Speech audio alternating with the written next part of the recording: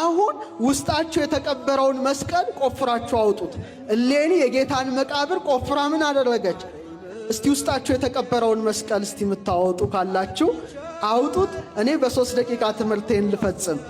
መስቀሉ ምንጋ ነው? እግዚአብሔር ሲፈጥራችሁ ምን አይነት ምስጢር አስቀምጦባቸዋል? እችን ብቻ ብነግራችሁ በቂ ነው።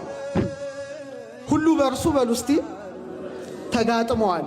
ዳዊት ግሩምና ድንቅ አድርገ ፈጥረኸኛልና አመሰግንሃለሁ ይላል። እጃችን ስንዘረጋ ምንድነው? ይሄንን ማድረግ የሚችል የሰው ዘር ብቻ። እጃችን ስንዘረጋ መስቀል። ስንት እግር ሰጥቶናል? ፈጠኑ። እንስሳትን ስንት እግር ሰጥቷቸዋል? አስተውሉ። ለኛ 2 ነው የተሰጠን። 4 እግር የሰጣቸው ለምንድን ነው? መሬት ብቻ እንዳይውሉ የተፈቀደላቸው። ለምን? በመሬት ውስጥ በስብሰው ይቀራሉ። ሰውን ግን እንደ ዘንግ መልምሎ እንደ እሸት ፈልፍሎ እንደ ቤተ መቅደሱ ስሪት እንደ ያዕቁብ እንደ በለስ 2 እግሮችን ሰጥቶ አቅንቶ ሰማይ እንዲያድርጎ ሲፈጥረው ከሁሉም በላይ ከፍ ብሎ ከሰማይ ጋራ የተካከለ የሰውነታችን ወይም ሰማይን የሚመለከት የሰውነታችን አካላችን ምንድነው? እዚህ ላይ ያለው ምንድነው? ምናችን ነው? የራስ ቅላችን። እስቲ በሉ ማርቆስ 15:22 ላይ ትርጓሜውም የራስ ቅል ስፍራ ወደሚሆን ጎልጎታ ወደሚባል ስፍራ ወሰዱት ይላል። ትርጓሜው ምን የሚሆን ድገሙት እስቲ። አለቃ ያሌው ታምሩ ሊቀጠበብት በረከታቸው ይደርብን። አንዴ በሰበኩት የራስ ቅል በሚባል ስብከታቸው የራስ ቅል ጎልጎታ እኔና እናንተ ነን ብለዋል። እውነታቸውን ነው። አሁን ምስጢሩ እዚህ ላይ ነው። ጌታችን ቀራንዮ የተሰቀለው በስንት ዘመኑ ነው? እስቲ 33 በሉ እስቲ። 33 ዓመት ከ3 ወር የራስ ቅል ጎልጎታ ላይ መስቀሉ ተተከለ። ስጋውን ቆረሰ፣ ደሙን አፈሰሰ። ታዲያ ይሄ ምስጢር እኮ እያንዳንዳችን ላይ አስቀምጦታል። አሁን ያንን ቆፍረን እናውጣ። እንደሌኒ ስንት የጀርባ አጥንት ሰጥቶናል እግዚአብሔር ሲፈጥረን? 33 እስቲ በሉ። ይህ ሳይንቲፊካሊ ፕሩፍ የሆነ ነው የምነግራችሁ። በጣም ያስደንቃል። ከዚህ ጀምራችሁ እስከ ራስ ቅላችሁ እስከሚደርስ ድረስ እያንዳንዱ ሕፃን ምድርን ሲቀላቀል 33 አከርካሪ አጥንቶችን ሰጥቶታል። እስከ ምኑ ድረስ? እድሜውን አትሞብናል። ይሄ ምንድነው? ጎልጎታ ነው። መስቀሉ ሁሌ ተተክሎ ይኖራል። እናንተ የማታስተውሉ የገላትያ ሰዎች ሆይ ኢየሱስ ክርስቶስ እንደተሰቀለ ሆኖ በፊታችሁ ተስሎ ነበረ። ለእውነት እንዳትታዘዙ አዚም ያደረገባችሁ ማን ነው? አመስግኑቴና አምላክ። እድሜውን አትሟል። ይደንቃል። ከዛ በጣም የሚደንቀው የጌታን የስቅለቱን ስዕል ስትመለከቱ አንድ ጭንቅላት ታያላችሁ አይደል? የራስ ቅል አታዩ? የራስ ቅል የማን አጥንት ራስ ቅል ይመስላችኋል? የአዳም ራስ ቅል ላይ ነው መስቀሉ የተተከለው። አዳም ስንተኛ ፍጥረት ነው?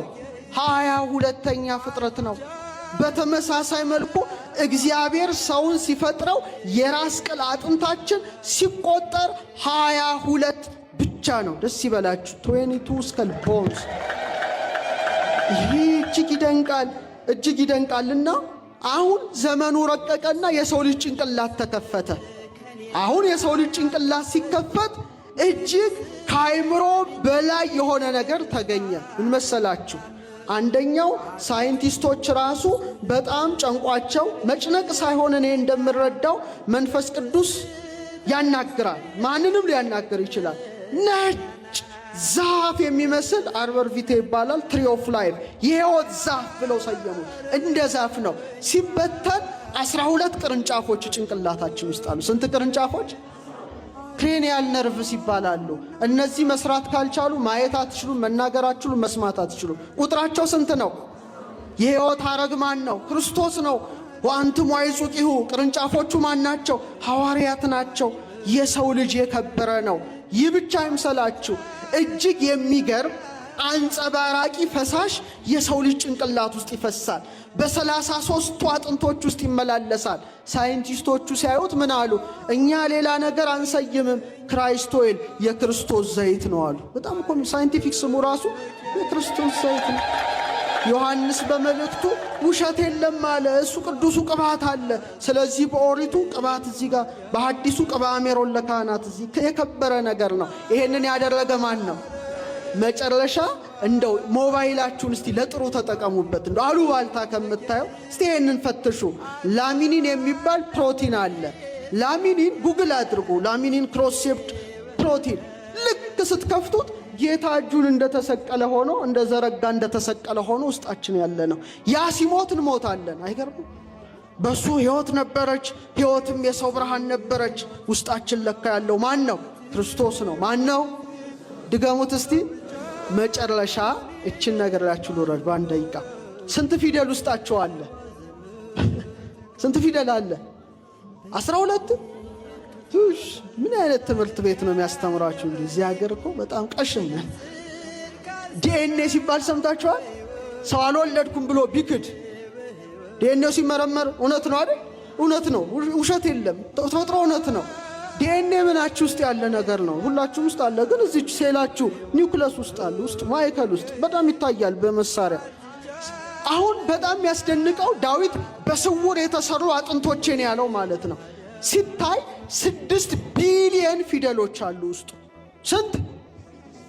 1000 መጽሐፍ ቅዱስ ውስጥ ያሉ ፊደል ብዛት እንደማለት ነው። አያድርገውና አንድ ፊደል ቢጎድል ሰው አንካሳ ነው የሚሆነው፣ በዊልቸር ነው የሚሄደው።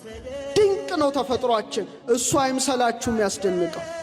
በጣም በጣም በጣም እጹብ የሚያስብለውን ነገር ልንገራቸው። አሁን ዓለም የደረሰበትን ጫፍ ነው የምነግራቸው። መሳሪያ አምጥተው ይመለከቱታል። ደብል ስትራንድ ዲኤንኤ ይባላል። እንደዚህ ጥምዝ ነው። የያዕቆብን መሰላል ይመስላል። አቤት እግዚአብሔር ውስጣችን ያስቀመጠው ምስጢር። ሲመለከቱት 10 እስቲ በሉ 5 6 5 10 5 6 5 እንትን ነው። አደኒን፣ ጓኒን፣ ሳይቶሲን፣ ታያሚን የሚባሉ አሉ። 10ኛው ላይ ድልድይ ይሰራል። ሁላችሁም ውስጥ ያለ እኮ ነው። ሁሉም ውስጥ 5 ላይ ድልድይ ይሰራል። እንደዚህ ክፍት ይሰራል። 6 ላይ ክፍት ይሰራል። 5 ላይ ክፍት ይሰራል። ይህንን ያገኙት የእስራኤል ሳይንቲስቶች ናቸው። እና ሲያገኙ ሚሊየን ድረስ የሚያጎላ መሳሪያ ያለ ውስጥ ነው የሚያይና ደነገጡ።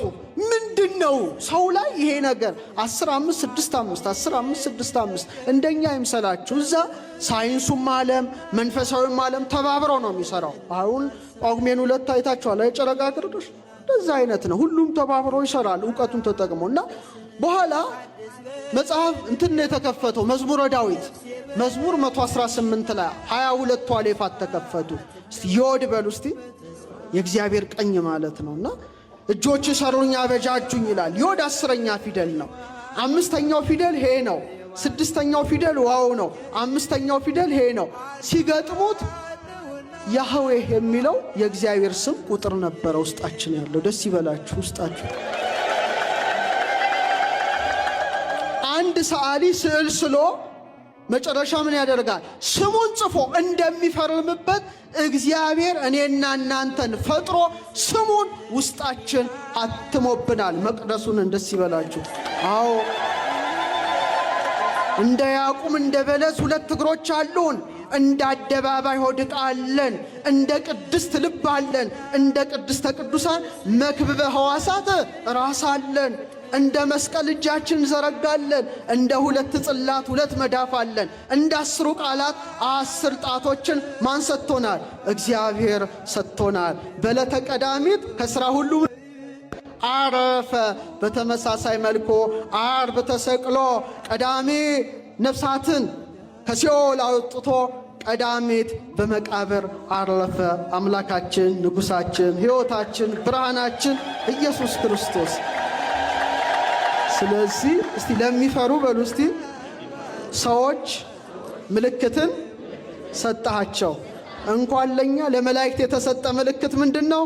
መስቀል ነው።